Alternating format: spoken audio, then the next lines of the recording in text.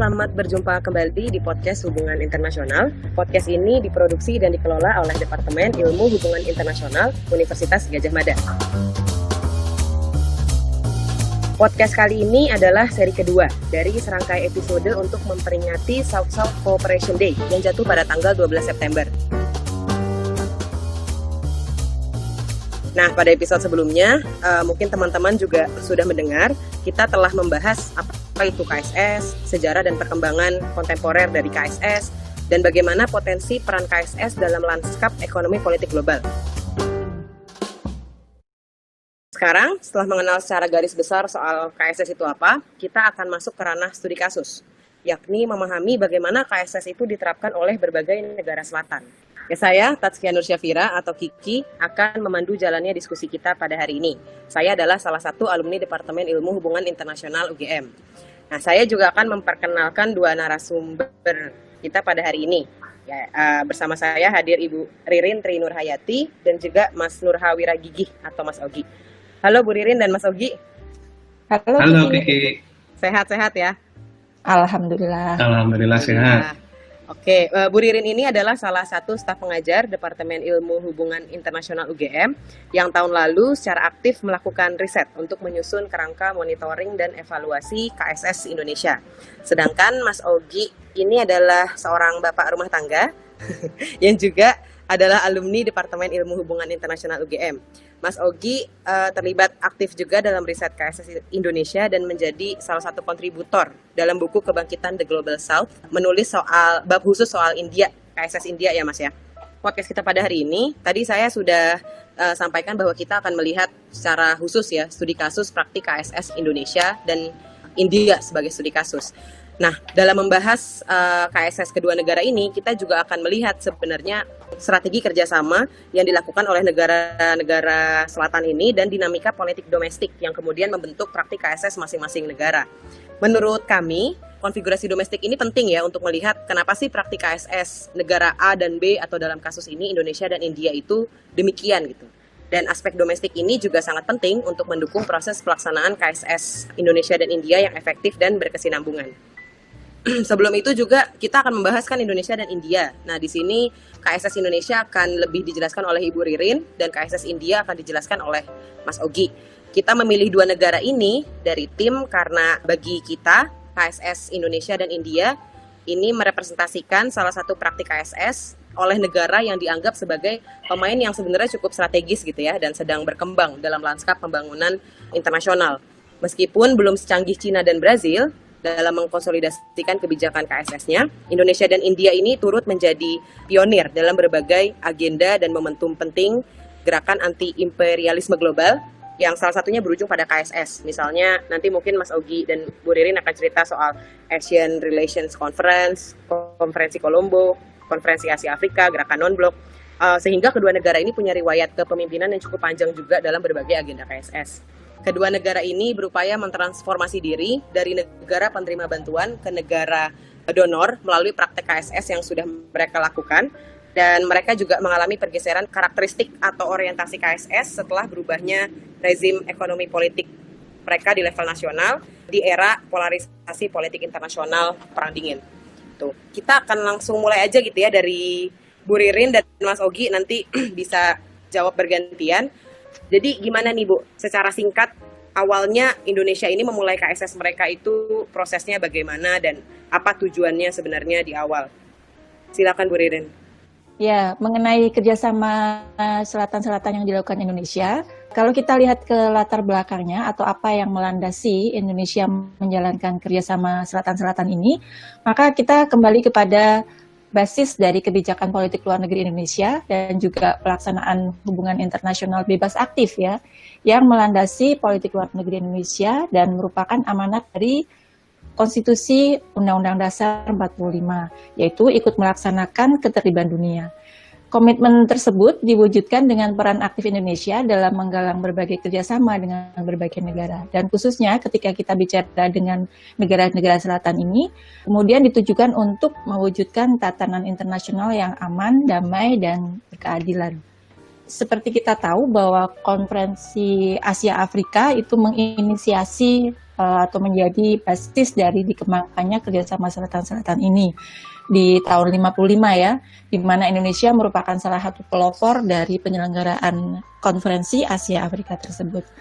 Dan seperti kita tahu bahwa sejak KAA tersebut hingga sekarang, semangat Indonesia untuk berkiprah dalam kerjasama selatan-selatan itu terus berlanjut, dan Indonesia terus senantiasa meningkatkan peran dan kerjasamanya dalam berbagai program kerjasama pembangunan.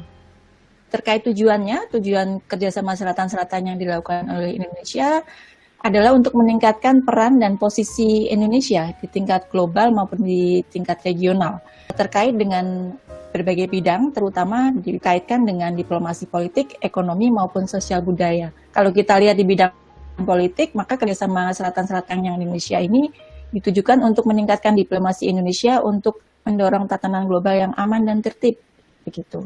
Sedangkan di bidang ekonomi, kerjasama selatan-selatan ini menjadi instrumen bagi diplomasi ekonomi Indonesia untuk mewujudkan agenda pembangunan global, tapi juga sekaligus untuk mendukung tercapainya kepentingan pembangunan ekonomi nasional. Sedangkan di bidang sosial budaya, kerjasama selatan-selatan Indonesia ini digunakan untuk instrumen Indonesia meningkatkan perannya dalam membangun tata dunia yang lebih adil dan setara, begitu kira-kira. Oke, menarik Ibu ya. Ini juga nyambung sebenarnya sama podcast sebelumnya yang mengatakan bahwa KSS negara-negara selatan itu kan juga ditujukan sebagai upaya membangun solidaritas antara negara-negara yang pernah dijajah gitu ya. Dan kemudian tadi Bu Ririn bilang ini adalah salah satu cara untuk membangun tata kelola global yang lebih setara gitu Bu ya. Iya.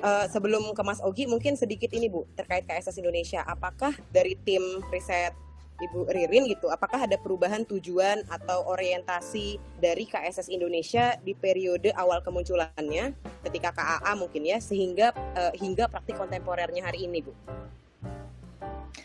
Ya, baik, betul sekali ya. Kalau kita lihat dinamika dari kerjasama selatan-selatan yang dilakukan oleh Indonesia, memang ada kita akan melihat ada perubahan ataupun ada pergeseran dari praktek yang dilakukan oleh Indonesia. Seperti kita tahu bahwa tadi saya sudah sampaikan bahwa ini awalnya sejak konferensi Asia Afrika ya, di mana Indonesia menjadi pelopor di situ. Dan kalau kita lihat apa yang dilakukan oleh negara-negara selatan pada waktu itu juga sejalan dengan keinginan pemimpin Indonesia pada waktu itu, yaitu yang dipimpin oleh Presiden Soekarno, untuk mendorong solidaritas dan identitas selatan-selatan untuk melawan neokolonialisme, neoimperialisme ya, yang mewarnai tata politik global pada era Perang Dingin waktu itu. Dan hal ini kemudian tercermin dari kentalnya dimensi politis dibandingkan dimensi sosial ekonomi dari kerjasama selatan-selatan yang dilakukan oleh Indonesia di era itu. Namun dengan berakhirnya pemerintahan Orde Lama dan berganti dengan Orde Baru, terjadi perubahan signifikan dalam orientasi politik luar negeri Indonesia, di mana politik luar negeri yang sebelumnya konfrontasional ya kepada negara-negara utara, kemudian mulai ditinggalkan oleh Indonesia, dan Indonesia kemudian menjadi lebih dekat kepada negara-negara utara tadi. Sehingga dengan demikian orientasi kerjasama selatan-selatan yang dilakukan Indonesia pun mulai berubah. Oke, meskipun kerjasama dengan negara-negara selatan itu tidak ditinggalkan, tapi orientasi kerjasama selatan-selatan Indonesia pada era tersebut lebih digunakan untuk mendukung pertumbuhan ekonomi Indonesia gitu. Dan kalau kita lihat dengan bergesernya rezim ke pemerintahan reformasi yang sekarang, terdapat juga perbedaan atau perubahan tujuan dan orientasi ya. Meskipun masih sejalan dengan pragmatisme Orde Baru yang mengedepankan pencapaian kepentingan nasional maupun material ya tadi, terutama untuk kepentingan ekonomi. Namun kerjasama selatan-selatan juga menjadi penguat diplomasi politik Indonesia dengan tidak meninggalkan prinsip solidaritas selatan-selatan. Oleh karena itu kita bisa amati bahwa dalam menjalankan kerjasama selatan-selatan, Indonesia memiliki kepentingan untuk meningkatkan reputasi dalam forum global dan regional, kemudian juga membuka akses pasar non-tradisional, makanya kemudian orientasi ke negara-negara Afrika itu menjadi penting dalam kerjasama selatan-selatan, tapi juga untuk mengembangkan soft power di level regional, seperti kemudian juga ditujukan untuk mendukung integrasi teritori Indonesia dalam isu Papua misalnya. Ketika bicara perubahan juga mungkin saya tambahkan sedikit bahwa ketika bicara tentang perubahan praktek kerjasama selatan-selatan Indonesia, seperti tadi Kiki juga di awal sampaikan, ada juga pergeseran di mana dengan semakin menguatnya postur ekonomi negara-negara selatan ini termasuk Indonesia, ada juga pergeseran di mana sebelumnya Indonesia itu hanya menjadi negara penerima bantuan, kemudian mulai 80-an, 90-an begitu hingga sekarang semakin meningkat peran Indonesia sebagai pemberi bantuan pembangunan bagi negara-negara selatan yang lain. Begitu. Jadi yang ingin saya katakan meskipun ada konsistensi di mana Indonesia selalu menempatkan kerjasama selatan-selatan sebagai salah satu flagship politik luar negeri Indonesia, tapi ada dinamika yang cukup kentara seperti yang tadi saya sampaikan. Begitu Kiki. Terima kasih Bu Ririn, sangat menarik ya bahwa poin utamanya adalah ada pergeseran gitu dari Indonesia yang tadinya penerima bantuan, kemudian sekarang berusaha menjadi pemberi bantuan juga bagi negara-negara selatan yang lain, dan bahwa perbedaan rezim politik dari Soekarno, Soeharto hingga pasca reformasi itu memberikan orientasi yang juga berubah-berubah bagi praktik KSS Indonesia. Betul. Mungkin kita ke Mas Ogi. Gimana nih Mas Ogi untuk India?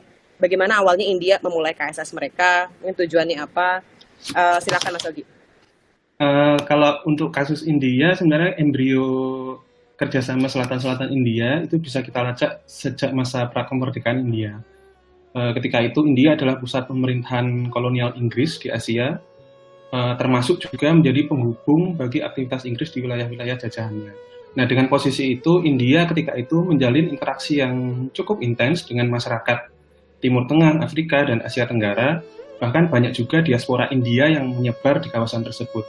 Nah, dari situ proses, kalau saya tangkap, proses pembangunan nation building dan rasa nasionalisme India itu juga berjalan beriringan dengan gagasan-gagasan mengenai kemandirian bangsa Asia. Terutama salah satu yang figur pentingnya adalah Perdana Menteri interim India ketika itu Jawaharlal Nehru. Dalam sebuah wawancara di tahun 45, waktu itu Nehru pernah menyatakan bahwa masyarakat Asia itu sudah lama terisolasi di antara sesamanya, dan dia menganggap bangsa Asia itu menjadi kawasan kelas 2 akibat kolonialisme Barat. Nah, dari situ dia membayangkan sebuah pertemuan di antara perwakilan bangsa-bangsa Asia untuk membangun kerjasama dan membentuk imajinasi baru tentang Asia. Nah, visi tersebut ia diskusikan dengan elit politik di India, dan ketika tahun 1947 India menginisiasi ASEAN Relations Conference.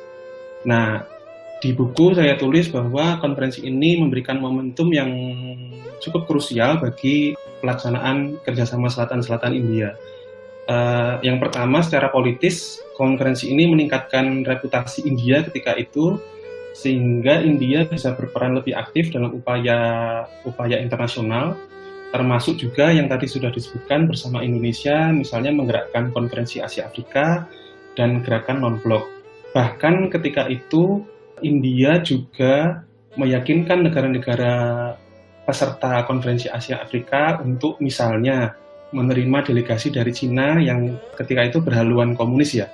Jadi India sampai pada titik mereka yang sebenarnya juga berseberangan dengan ideologi komunis dan memiliki beberapa gesekan konflik perbatasan, demi menggerakkan solidaritas Asia itu mereka bersedia untuk ikut meyakinkan negara-negara peserta KA untuk menerima delegasi Cina.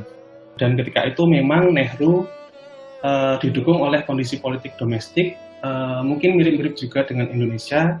Ketika itu posisi Perdana Menteri memiliki kekuasaan yang cukup besar untuk menentukan arah kebijakan politik luar negeri India. Lalu selain dari aspek politis, secara teknis, beberapa hasil diskusi dalam konferensi itu juga menjadi masukan yang sangat penting bagi India. Misalnya salah satu yang menjadi isu krusial ketika itu adalah kualitas sumber daya manusia. Jadi kualitas sumber daya manusia yang cukup rendah di antara bangsa-bangsa Asia itu dinilai ketika itu oleh peserta konferensi menjadi penghambat kemandirian bangsa Asia seandainya ketika itu kan masih banyak bangsa Asia yang belum merdeka ketika nantinya mereka merdeka. Nah, dari situ pemerintah India lalu menyusun berbagai program dan hingga saat ini pengembangan kapasitas itu menjadi salah satu karakteristik utama dari kerjasama Selatan-Selatan India. Selain momentum pelaksanaan ASEAN Relations Conference, juga kita bisa lihat dalam sebuah pidato kenegaraan yang dilakukan di akhir tahun 1947 itu, Nehru menyatakan bahwa kepentingan nasional India kongruen dengan upaya menciptakan kerjasama internasional dan perdamaian dunia. Oleh karena itu, bagi Nehru, kedua tujuan tersebut menjadi keharusan bagi India untuk mencapai posisi yang mulia dan terhormat di panggung internasional. Jadi saya rasa selain momentum ASEAN Relations Conference itu, buah pemikiran Nehru tentang politik luar negeri India itu juga menjadi fondasi setidaknya dalam periode-periode awal pelaksanaan kerjasama Selatan-Selatan India.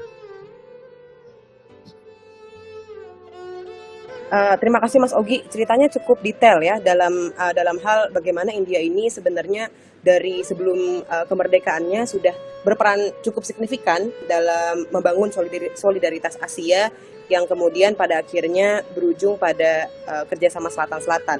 Nah, kalau dari cerita India ini kemudian apakah ada perubahan sama seperti Indonesia tadi ya Mas? Apakah ada perubahan orientasi ataupun tujuan yang kemudian diambil oleh India dari awal dimulainya KSS hingga praktik kontemporernya hari ini, Mas? Pertama, ada beberapa hal yang dipegang teguh oleh India sejak mereka memulai praktek KSS-nya hingga sekarang. Ini saya rasa menjadi entah bisa disebut prinsip atau karakteristik praktik KSS India. Yang pertama adalah demand driven. Pelaksanaan KSS India itu selalu diinisiasi atau dirancang berdasarkan input dari negara mitra. Jadi selalu ada proses konsultasi mengenai misalnya sektor atau topik atau detail-detail yang diperlukan, yang diinginkan oleh negara mitra. Lalu kedua, politically non-conditional atau bisa disebut non-intervensi. Jadi India sebenarnya tidak menetapkan syarat politik tertentu kepada negara mitra. Misalnya yang banyak terjadi kan misalnya ada dalam praktek negara utara ada persyaratan untuk melakukan liberalisasi ekonomi. Di India mereka tidak mempunyai syarat-syarat politik tertentu. Lalu ketiga yang mungkin cukup trivial adalah penyebutan program bantuan sebagai development assistance. Mereka tidak mau menyebutnya sebagai aid atau penyebutan negara mitra alih-alih memakai istilah negara donor dan negara penerima dalam dokumen resmi. Nah, ketiga hal ini itu sebenarnya bagian dari upaya India menghindari relasi hierarkis yang sering terjadi dalam praktek utara, serta memastikan adanya asas keuntungan dan kepemilikan bersama. Jadi ini yang dari awal sampai sekarang itu dipegang oleh India dalam melaksanakan praktek KSS. Lalu selain prinsip tersebut, India juga punya satu instrumen utama yang tadi sudah saya sebut, itu program pengembangan kapasitas. Jadi sampai saat ini program pengembangan kapasitas sumber daya manusia itu menjadi salah satu skema unggulan. India punya dua skema. Yang pertama Indian Technical Economic Operation dan yang kedua Special Commonwealth African Assistance Program, itu khusus untuk negara-negara target di Afrika. Tetapi di luar itu dalam praktiknya KSS India juga punya mengalami transisi dari praktik idealis yang tadi di bawah Nehru ke praktik yang lebih pragmatis setelah mereka melakukan liberalisasi ekonomi di tahun 91. Kalau tadi saya cerita di masa Nehru, itu kan mereka lebih aktif mendorong solidaritas dan kemandirian Selatan lewat forum-forum seperti Konferensi Asia Afrika, Gerakan Non-Blok, dan juga di masa Nehru itu bantuan pembangunan yang teknis itu fokusnya masih cukup sempit, itu kawasan Asia Selatan. Nah, memasuki dekade 60 hingga 80-an, ketika itu Indira Gandhi menjadi figur sentral dalam politik India, dan di saat yang sama India mengalami berbagai konflik terutama dengan negara-negara di kawasan. Nah, di sini Gandhi dia mulai berani keluar dari jargon-jargon solidaritas Selatan dalam menghadapi konflik ini. Misalnya dia berani melakukan intervensi militer melawan Pakistan di Bangladesh, melakukan uji coba senjata nuklir, dan bahkan menyepakati fakta dengan Soviet. Gandhi sendiri bilang sebagai negara berkembang kita nggak bisa menghadapi realita konflik itu hanya dengan idealisme. Kita harus memikirkannya case by case. Jadi untuk pertama kalinya stance non-alignment yang sudah dibangun oleh Nehru itu lewat fakta dengan Soviet itu ini ya agak berubah ya. Tetapi di luar aspek politis, kerjasama teknis India sebenarnya masih berjalan terus, dan India juga melakukan beberapa reformasi institusi, misalnya dengan pembentukan satu unit pengelola di bawah Kemlu. Lalu memasuki dekade 90-an, ketika itu India melakukan liberalisasi ekonomi dan politik luar negeri India secara keseluruhan termasuk praktek KSS-nya menjadi lebih pragmatis. Di sini ada setelah liberalisasi ekonomi itu India tampil sebagai new emerging power. Dan ketika itu praktik KSS India rupanya banyak digunakan untuk membantu meningkatkan reputasi mereka, terutama di institusi-institusi internasional.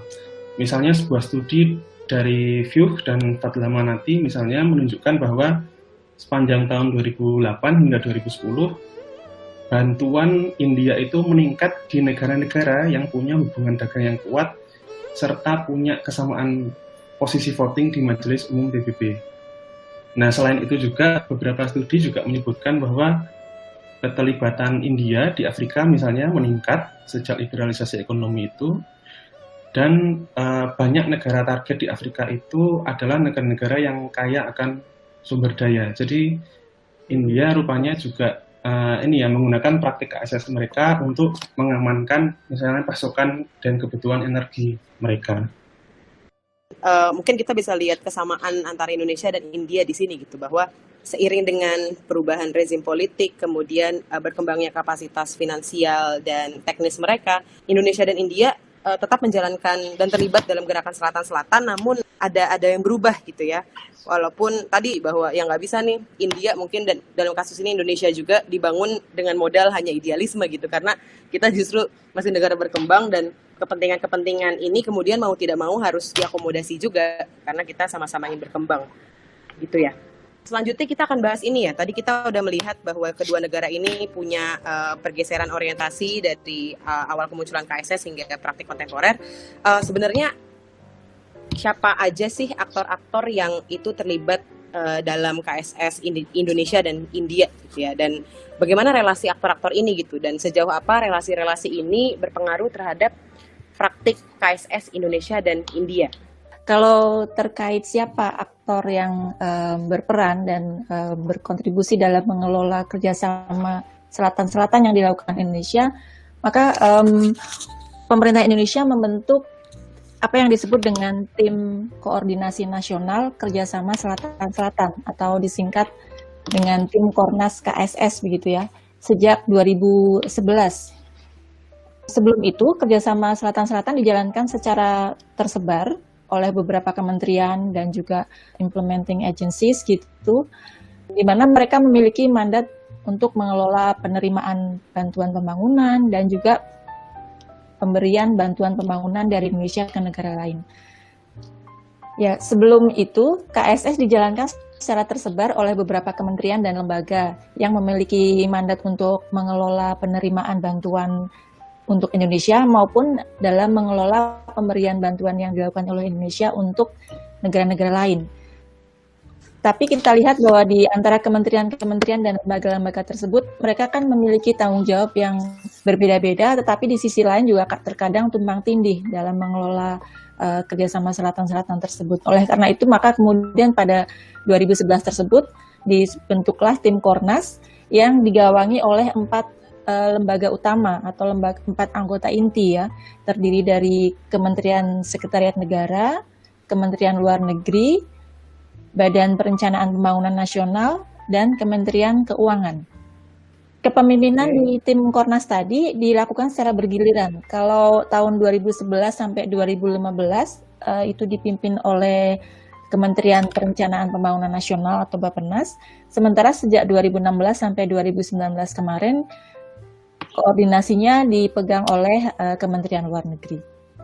walaupun tadi tim Kornas ini kan diharapkan bisa meningkatkan koordinasi dan koherensi kerjasama selatan-selatan di berbagai aktor ya, tapi ternyata dalam prakteknya mengalami kendala juga, ada banyak kendala seperti misalnya karena wewenang dan otoritas mereka yang terbatas, mereka agak sulit melakukan koordinasi gitu ya. Jadi apalagi kemudian mereka kan juga tadi namanya sesuai namanya tim Kornas koordinasi begitu ya. Jadi memang bukan untuk dalam tanda kutip bukan untuk memerintah pemerintahan yang lain dalam mengambil keputusan terkait kerjasama selatan-selatan gitu. Di mana kita tahu kementerian yang lain juga memiliki mandatnya tersendiri, memiliki program-programnya tersendiri gitu. Jadi tim Kornas meskipun diberi mandat sebagai tim koordinasi juga memiliki kelemahan dalam hal minimnya anggaran dan juga minimnya staf pendukung ya, sehingga terlihat itu menghambat efektivitas tim Kornas. Situasi ini berimplikasi pada terjadinya duplikasi program bantuan ya.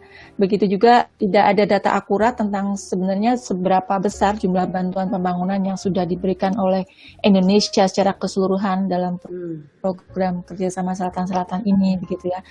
Dan itu tercermin dalam kajian yang dilakukan oleh Mbak Poppy dan juga Mas Alif di buku Kebangkitan The Global South ya. Tapi juga di kajian yang kami lakukan tahun lalu juga tercermin ketika kita melihat bagaimana lembaga ini berusaha untuk mengevaluasi atau mencoba menyusun kerangka monitoring dan evaluasi dari kerjasama selatan yang sudah dilakukan oleh Indonesia selama ini, ternyata juga tidak mudah untuk menjalankan program yang terintegrasi ataupun efektif dalam menjalankan misi untuk meningkatkan peran Indonesia dalam kerjasama selatan-selatan gitu. Menarik ya Bu ya, jadi di antara 4 lembaga utama ini ada mungkin kewenangan itu tumpang tindih gitu ya Bu ya, yang tadi seperti Bu Ririn bilang. Apakah kendala serupa juga terjadi misalnya antara tim Kornas sebagai tim inti dari KSS dengan aktor-aktor lain, misalnya kementerian-kementerian pelaksana KSS atau mungkin dengan aktor-aktor non-negara jika ada gitu Bu misalnya? Iya, betul.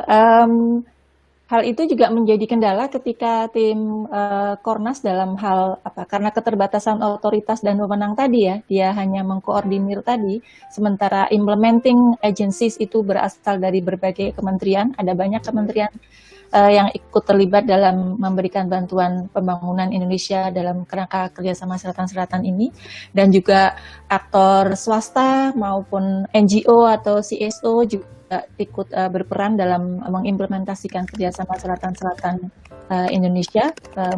Tapi ya ada situasi di mana tidak selalu mudah untuk bisa mengkoordinir program-program bantuan yang dijalankan atau yang diberikan oleh berbagai kementerian maupun berbagai badan-badan atau pihak swasta yang ikut berkontribusi tadi.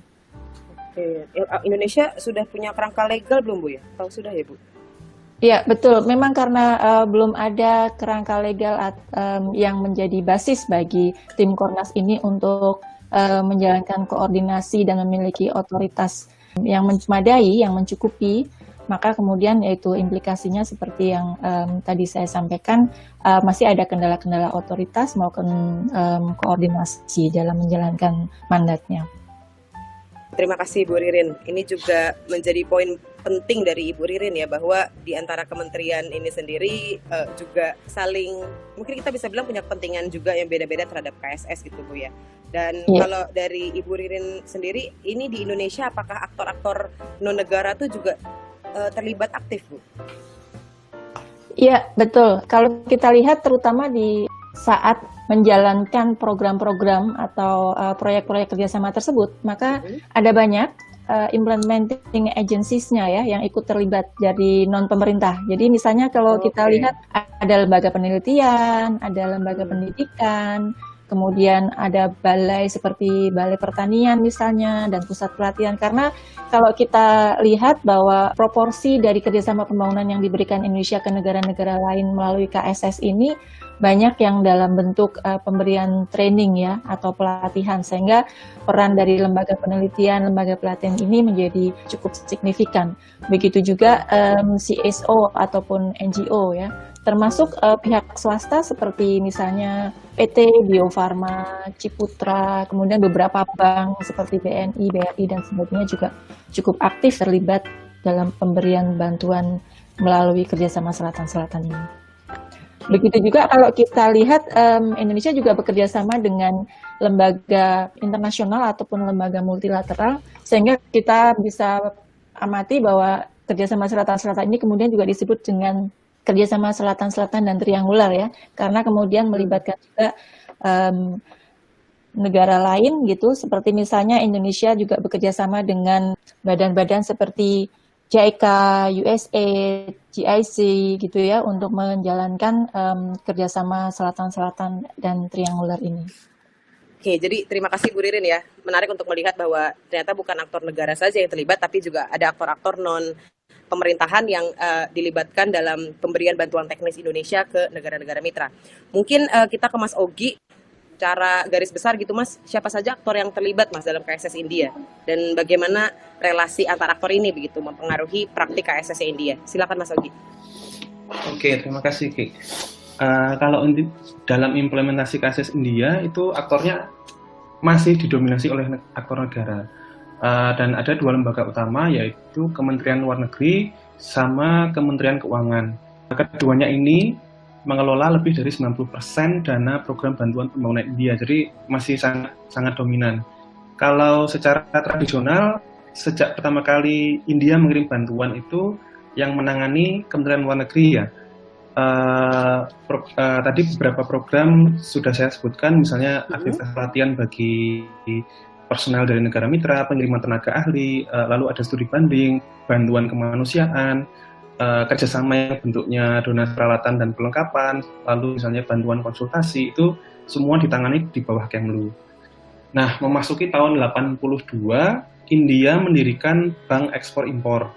Awalnya sebenarnya ini ditujukan untuk industri India yang ingin memperluas bisnis ke luar negeri, atau sebaliknya ada importer dari negara lain yang ingin membeli produk India. Mereka punya skema pinjaman dalam bentuk line of credits atau LOC. Nah, cuman dalam perkembangannya India lalu menggunakan bank ekspor impor ini sebagai bagian dari pembiayaan bantuan pembangunan mereka. Jadi skemanya pemohon dari negara mitra dapat meminta ke kedutaan India di negara mereka untuk mengajukan proposal permohonan bantuan dari bank ekspor India. Proses interaksi di antara dua aktor ini tidak sepenuhnya berjalan mulus. Ada beberapa bentuk fragmentasi kepentingan yang terjadi. Yang pertama misalnya dalam hal pendanaan. Belakangan sejak liberalisasi ekonomi, fokus India untuk melakukan kerjasama teknis di Afrika meningkat, dan mayoritas dari program itu bentuknya itu tadi pinjaman lunak melalui Bank Exim. Sehingga ada tren kenaikan anggaran yang diberikan pada Kementerian Keuangan. Pada tahun 2017 misalnya, alokasi anggaran Bank Exim India ini meningkat 2 kali lipat. Padahal di saat bersamaan anggaran untuk Kemlu itu justru menurun 2,5%. Padahal ketika itu Kemlu mengajukan permohonan kenaikan anggaran. Jadi permohonan kenaikan anggaran dari Kemlu yang sudah lama melakukan praktik KSS India justru malah ditolak oleh Kementerian Keuangan. Kedua, terhambatnya upaya konsolidasi program bantuan pembangunan India. Tadi Bu Ririn sudah cerita kalau di Indonesia ada tim Kornas KSST. Nah, sebenarnya ada upaya yang sama yang dilakukan oleh India itu pada tahun 2010. Ada usulan pembentukan Indian Agency for Partnership in Development. Itu yang diajukan oleh Kementerian Luar Negeri. Tapi sayangnya, usulan ini sudah disetujui oleh Sekretariat Perdana Menteri, sudah disetujui oleh Kementerian Keuangan, tapi justru ditolak oleh Kementerian Personalia. Alasannya karena dinilai menciptakan lapisan birokrasi yang tidak perlu. Jadi mungkin ada perbedaan level dalam memandang seberapa urgent penyatuan proses koordinasi pelaksanaan KSS India. Nah, sejauh ini fungsi badan koordinasi yang mungkin mirip dengan tim Kornas itu ada di dalam unit Development Partnership Administration. Cuman itu adalah satu divisi, satu unit di bawah Kementerian Luar Negeri. Nah, ini sampai saat ini masih menjadi salah satu kritik karena unit ini dirasa belum punya cukup kewenangan gitu ya untuk mengatur, mengelola program bantuan India mulai dari perencanaan sampai evaluasinya. Nah, dampaknya sampai saat ini itu sulit sekali mengestimasi misalnya besaran nilai KSS India. Jadi kalau saya baca dari berbagai studi, biasanya mereka punya cara atau nilai yang berbeda-beda dengan parameter yang berbeda pula. Jadi sulit sekali misalnya untuk mengetahui tren atau besaran praktik dari satu sumber rujukan yang sama gitu ya. Lalu di samping itu juga muncul kendala di lapangan. Misalnya dalam satu kasus di Nigeria itu mereka pernah mengirim proposal permohonan pinjaman lunak. Mereka sudah 3 kali merevisi proposal atas usulan Kedutaan Besar India, tapi ketika direkomendasikan kepada Bank Eksim, itu justru ditolak.